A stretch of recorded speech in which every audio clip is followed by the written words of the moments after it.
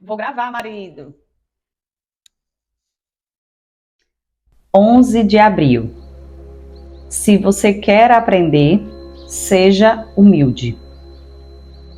Joga fora tuas opiniões presunçosas, pois é impossível para uma pessoa começar a aprender o que ela pensa já saber.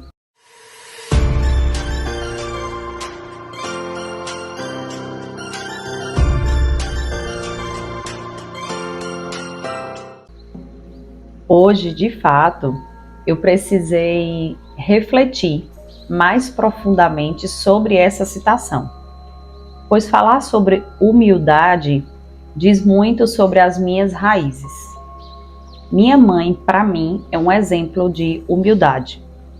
Você tem exemplos de humildade na sua vida? De pessoas que têm a capacidade de ouvir. Esse, para mim, é um mistério da humildade, é saber ouvir. É o ponto-chave, sabe? Quando você respeita o que o outro tem para falar sobre você, mas ao mesmo tempo você tem a capacidade e a humildade de reconhecer o que o outro está falando e filtrar. Filtrar para que você possa buscar o seu autoconhecimento a partir da humildade.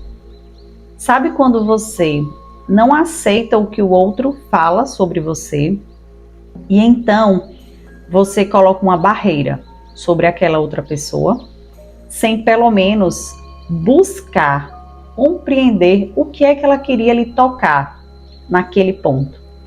É meio confuso, né? Mas humildade é primeiro a gente aceitar os nossos defeitos para que nós possamos ter a humildade de se abrir ao processo do autoconhecimento. Porque a gente só aprende quando nós somos humildes. E aprender não é sobre aprender coisas além, coisas intelectuais.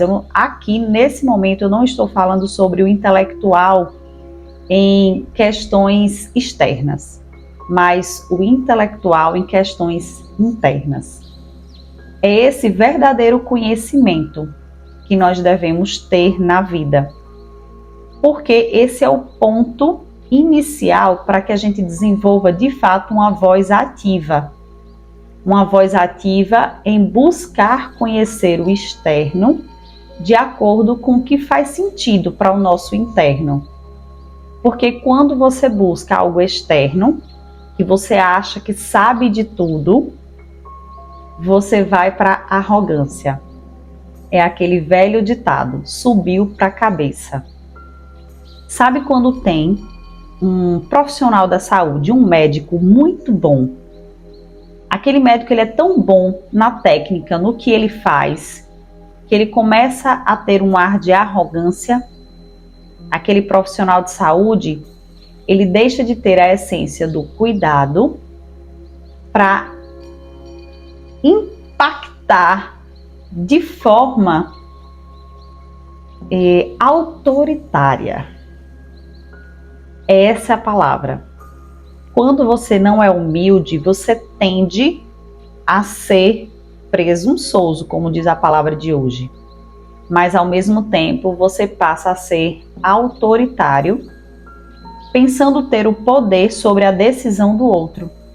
Porque você acha que sabe mais do que o outro e que o outro está em um nível abaixo do seu porque você tem o conhecimento. Mas você, mesmo sendo alguém que busca muito conhecimento, você nunca sabe de tudo.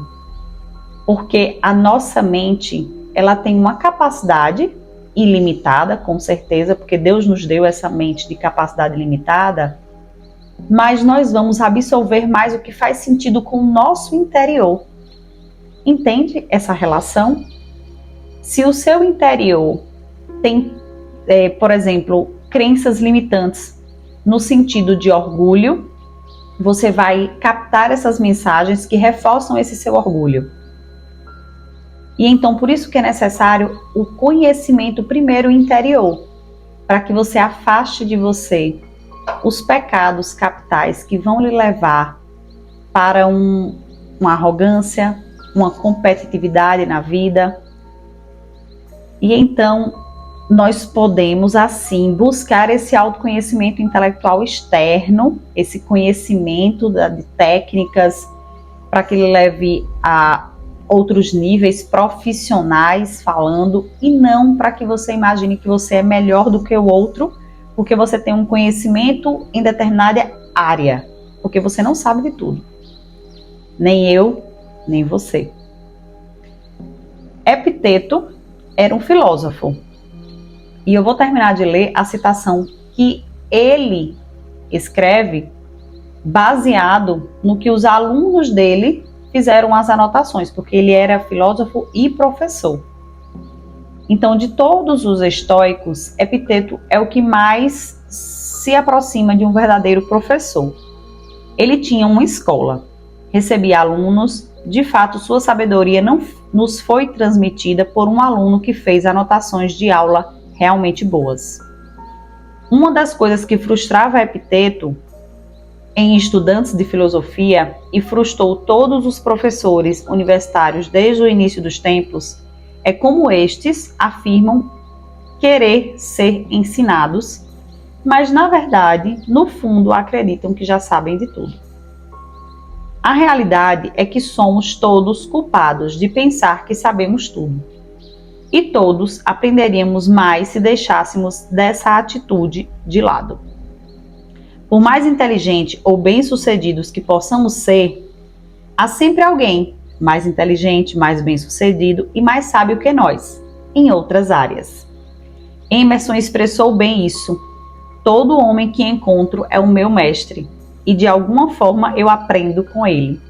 Hoje a gente fala muito sobre os networks, né? E essa comunicação de network é justamente você fazer uma conexão com outras pessoas que tem se falado muito no sentido de trabalho.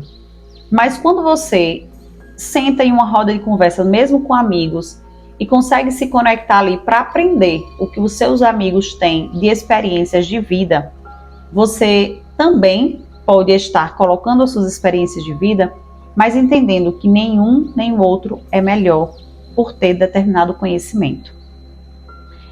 Se você deseja aprender, se quer melhorar a sua vida, procure filósofos, professores e excelentes livros. Isso é um bom começo.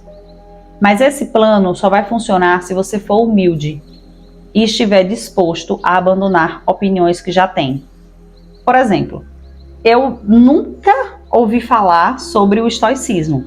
Já tinha escutado falar sobre filosofia, né? Como uma matéria lá ainda da escola, depois da faculdade de fisioterapia. E hoje na faculdade de medicina a gente não entra, né? Com esse assunto de filosofia. E então meu esposo me falou dessa filosofia do estoicismo e me deu de presente. Na verdade, esse livro é nosso, né? É um livro compartilhado. Eu leio também, ele também lê, para que a gente pudesse se aprofundar mais no que é o estoicismo. E o estoicismo fala sobre essa humildade, sobre você buscar o conhecimento para agregar na sua forma intelectual interior de pensar, para que você possa ter virtudes de sabedoria, perseverança e arte de viver.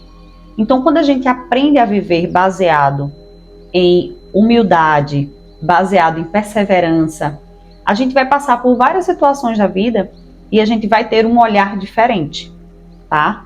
É de fato isso que a gente vem buscando na vida. Eu e meu esposo, tem um tempo já que a gente vem nessa jornada do autoconhecimento e eu sempre digo, eu sempre quero aprender mais. Eu posso dizer que eu tenho um conhecimento em determinada área, mas eu não conheço tudo. Eu não conheço tudo. E eu tenho certeza que você também não conhece tudo. Se você já conhece a filosofia do estoicismo, ótimo. Comenta aqui o que é que essa filosofia trouxe para você e se os nossos pensamentos estão alinhados. Porque a filosofia estoica, ela nos leva para vários caminhos. Então eu posso ter uma reflexão e você ter outra do estoicismo. Mas isso vai estar baseado, como eu falei anteriormente, nas nossas experiências individuais. Então nem eu tenho a detenção do poder e nem você que está me assistindo. Quando eu assisto algo, quando eu assisto alguém e eu aponto o dedo, é porque eu tenho essa arrogância. essa é a palavra, de saber que eu sei melhor sobre esse assunto do estoicismo do que você. Mas eu não sei mais. Eu só decidi gravar e colocar aqui todos os dias no meu canal para ficar registrado. Primeiro, eu sempre falo assim, lá no futuro, eu quero olhar o meu YouTube e dizer assim, olha que interessante, Poliana, nessa época você pensava dessa forma. Porque eu tenho certeza que daqui a uns 10 anos eu vou estar pensando totalmente diferente. Mas por quê? Porque o autoconhecimento ele é algo contínuo. Nós somos metamorfoses ambulantes. Se você tem o mesmo pensamento de 10 anos atrás, busque ver o que é que está acontecendo. Não é para você estar nesse mesmo pensamento. Isso se chama estagnação.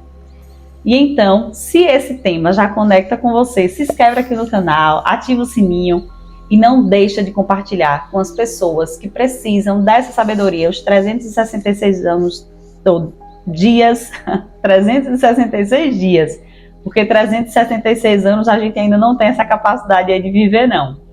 Mas que os seus 100 anos de vida sejam vividos com muita saúde e que nós possamos buscar sempre aprender com muita humildade. Gratidão por mais um dia.